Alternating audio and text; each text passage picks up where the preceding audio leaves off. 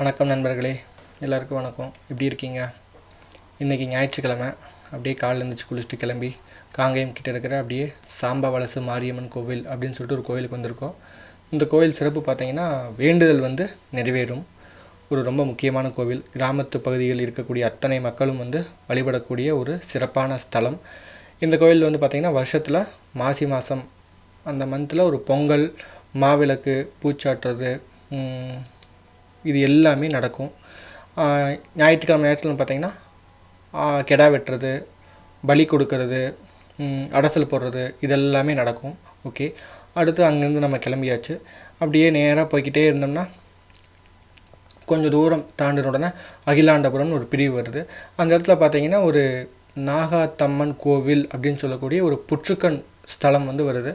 இந்த கோயில் பார்த்திங்கன்னா ராகு கேது தோஷத்துக்கு ஒரு சிறப்பான ஸ்தலம்.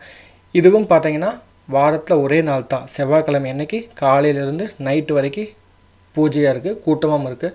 சாம்பவலசு மாரியம்மன் கோயிலை பார்த்துட்டு சாமி கும்பிட்டு வர்றவங்களும் சாமி கும்பிட போகிறவங்களும் இங்கே வந்துட்டு போவாங்க. இது ஒரு அருமையான ஸ்தலம். புற்றுக்கண் வழிபாடு ரொம்ப சிறப்பான ஒன்று.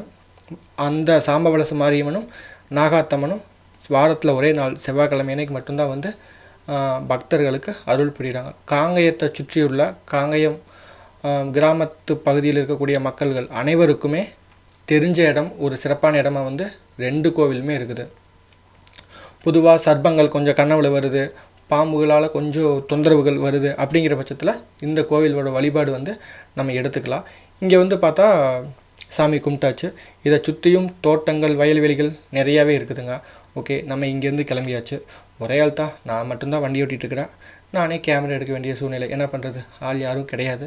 அப்படியே நம்ம வண்டி எதை நோக்கி போயிட்டுருக்குன்னு பார்த்தீங்கன்னா, லெஃப்ட்டு ரைட்டு அப்படின்னு போய் ஒரு பெரிய வயல்வெளி, அதாவது ஒரே ஒரு குடும்பத்துக்கு மட்டும் சொந்தமான ஒரு தோட்டத்துக்குள்ளே இருக்கக்கூடிய ஒரு அம்மன்.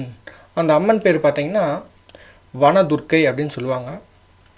அந்த வனதுர்க்கை அப்படின்னு எடுத்துக்கிட்டிங்கன்னா ஒரே ஒரு நின்று கொண்டிருக்கிற சிலை அமைப்பில் அந்த சாமி காட்சி அளிச்சிட்ருக்கு.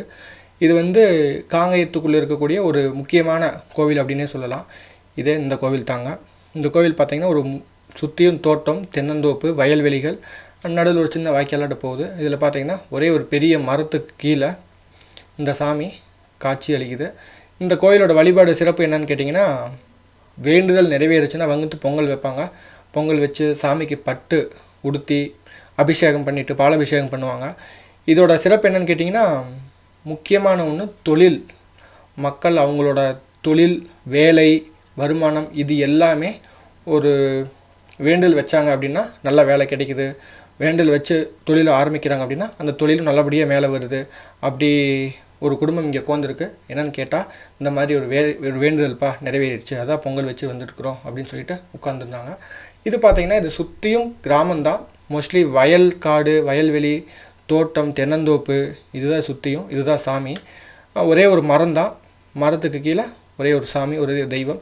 இந்த தோட்டக்காரங்க பார்த்திங்கன்னா இந்த தெய்வத்துக்கு மக்கள், காங்கையை சுற்றியுள்ள மக்கள் யார் வேணாலும் எப்போ வேணாலும் வழிபாடு பண்ணலாம், பொங்கல் வைக்கலாம், அபிஷேகம் பண்ணலாம் அப்படின்னு சொல்லிட்டு அனுமதி கொடுத்துருக்காங்க. அப்படியே இதில் கொஞ்சம் தூரம் வந்தோம்னா ஒரு சின்ன இது இருக்குது. அங்கே ஒரு கருப்பணசாமி உட்காந்துருக்கு. அந்த வனதுர்க்கை அப்படிங்கிற அம்மனுக்கு காவல் தெய்வம். இதுதான் இந்த சாமி தான். இதுக்கும் தீபம் போடுவாங்க. வேண்டுதல் அப்படிங்கிறது ரெண்டுமே நிறைவேறுங்க. ஓகே, இன்றைக்கி நம்ம காங்கயத்தை சுற்றி இருக்கக்கூடிய கோவிலை பார்த்தாச்சு. திருப்பி வாரம் இதே மாதிரி ஒரு சக்தி வாய்ந்த ஸ்தலங்களை நம்ம பார்க்க போகிறோம். சேனலை சப்ஸ்கிரைப் பண்ணுங்கள், ஷேர் பண்ணுங்கள், லைக் பண்ணுங்கள், கமெண்ட் பண்ணுங்கள் நண்பர்களே. நன்றி, வணக்கம்.